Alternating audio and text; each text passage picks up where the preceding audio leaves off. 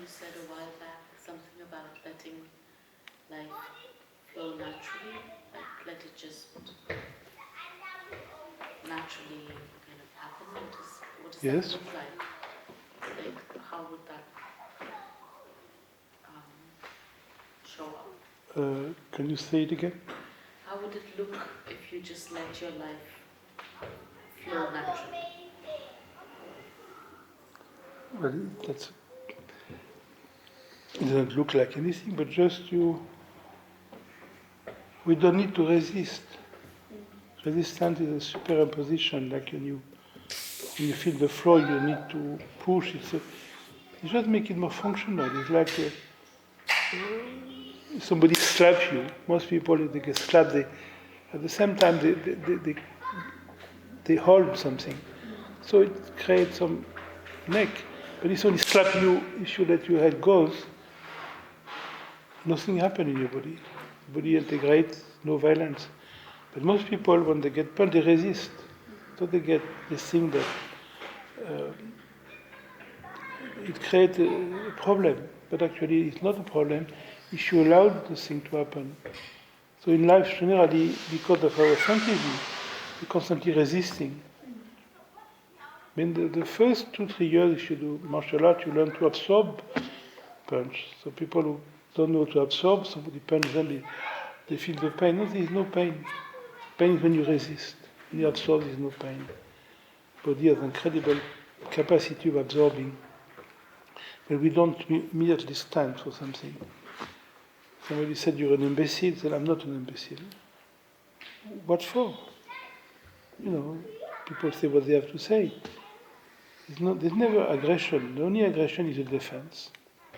Like if you stretch your legs, and most people, they feel pressure on the leg. No, there's no pressure. The floor don't press your legs. Your legs press the floor. You're pressing. You think, I'm feeling the floor. No, you're feeling your legs. You're feeling the floor. The floor is empty. You feel the floor, there's no floor. The floor is empty. What I'm feeling is a defense. So what do I do then? I listen. I listen what's happening in my in the calf, in the side. I listen. What do I do to listen? I inquire. So, what is it? Is it wood? Is it sand? Is it grass? Is it wool? I don't answer. I ask my legs to answer. And the fact I'm asking my legs question, my legs begin to listen. And if my legs, my heel, my calf begin to listen to the floor, you cannot listen and defend at the same time. I stop defending. And if I stop defending, very fast I'm going to see that the floor is empty. There's no hardness. The hardness was not coming from the floor, but the hardness was coming from my reaction in the legs. And the reaction was coming because I don't want to feel the floor. I defend myself. No. I must totally give myself to the fact. When we get punched, people refuse. It hurts a lot. If you absorb, the punch is a punch is a punch. It doesn't hurt. The defense is the only aggression. It's very complex because our mind, particularly in Western society, we have learned to defend. Defense is the only aggression. The floor is not hard. What is hard is my reaction. So to challenge my reaction, I accent the contact.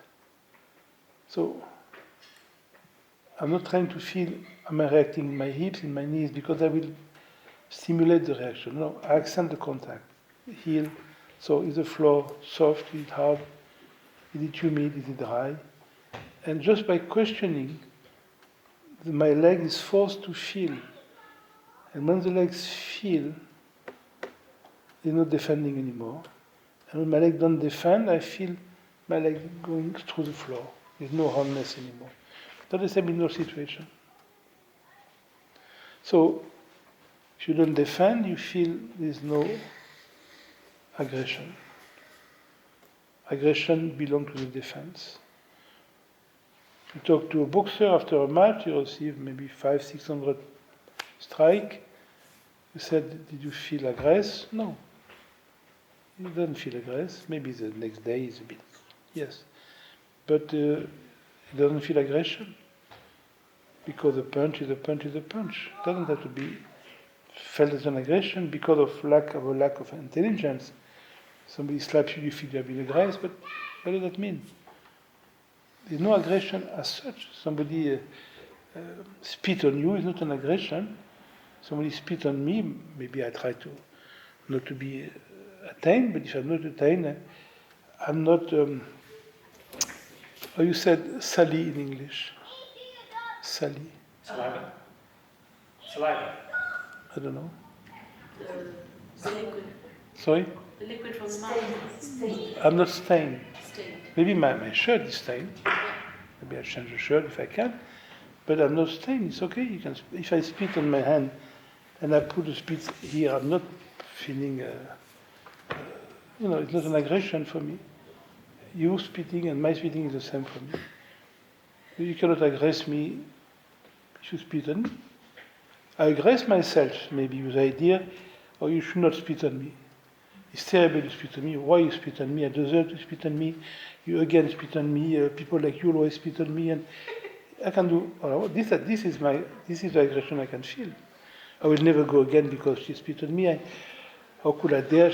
Yes, that's my problem. But the spitting is the spitting is the spitting. You spit on me, I change my shirt. I don't feel aggressed. If you slap me, it's a slap. I paid 20 years to be every night to be slapped when I was training martial art. I never feel like it's not an aggression. So somebody slap on me is a free training. I said thank you. It's interesting. But it's not an aggression. No, people live in aggression. It's a fantasy. So when you don't say this, that's what you feel. But Eric, that's different, right? Like, what about when something, so-called bad happens, like an accident or But it's lose your job or. But can you lose a job? Can you avoid it? No, so you accept it. That's very simple. There's a war. What are you going to do? You're going to make war against the war. There's a war. What do you do? You adapt it. That's it. You have no food. What you do? You adapt. You're not going to make a crisis. No food in the wood. You adapt. You do what you can. Life is adaptation. The resistance is psychological. Like somebody said, French people are stupid. If you think you're French, it's an aggression. But why being French? I may have a French passport. Tomorrow I could live in China with a Chinese passport. I'm not Chinese, I'm not French. I have a French passport. People said French people are stupid. Well, generally I would tendency to agree on that. And maybe if I don't, maybe the person who said he's stupid, and if he's stupid, it's genetic, it's not his fault. In no case, it's an aggression. Why it should be an aggression? People are. That's important. You come to a moment, nobody can aggress you.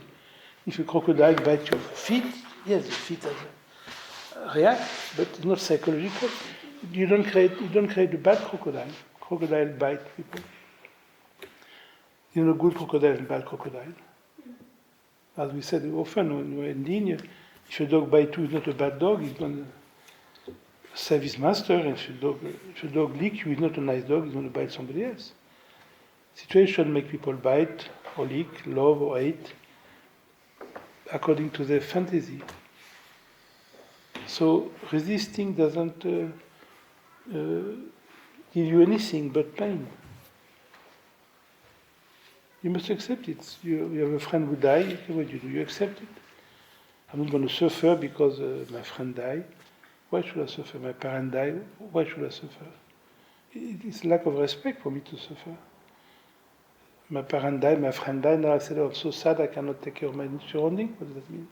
So you're there to take care of your surrounding. In wartime, you have a friend who died, you said, oh, I cannot fight anymore because I'm so sad my friend died. No, you're in wartime, you fight. People die, that's called life. It's very important, it must become functional. Listening is ultimate functionality. And according to your own abilities, not everybody can do what other people do. We all have different abilities. But within the realm of my abilities, functionality comes from listening. Not the idea I should be like that, this must really go, no, I am like that, on that moment. tomorrow, another life. But at this very moment, I cannot do more better than that. That's what I do. For people who are better than me, what I do is very weak. For people who are worse than me, what I do is great. But for me, it's not great, it's not weak, it is what I can do. It stops there. I don't need to compare myself. We all have different capacities. So it's very important to come to non-psychological life. So the pain can remain, but the physical pain, yes, is there to give me information again. But psychological pain is unneeded.